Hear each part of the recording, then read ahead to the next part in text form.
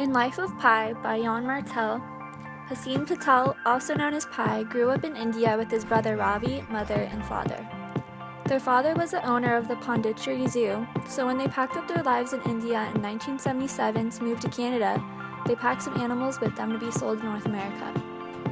Weeks after the family left India, the Japanese cargo ship they were on sunk, killing all passengers except 16-year-old Pi and a handful of the zoo animals.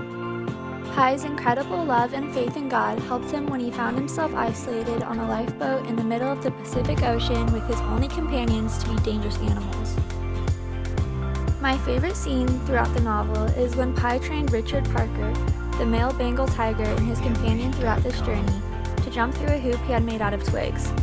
This is my favorite scene because it shows how man and so-called beast can live in harmony and how finally Pi was not afraid of Richard Parker. This part was moving and uplifting at the same time. The main character in this novel is Pi Patel.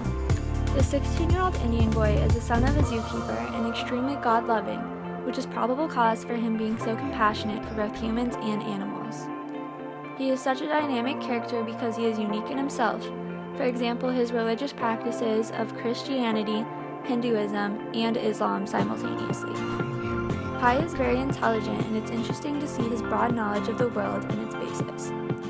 His will to survive and his faith are so inspiring, and he entertains throughout the whole novel. My favorite quote from this is from Pi himself. He says, quote, "If you stumble about believability, what are you living for? Love is hard to believe, ask any lover. Life is hard to believe, ask any scientist. God is hard to believe, ask any believer."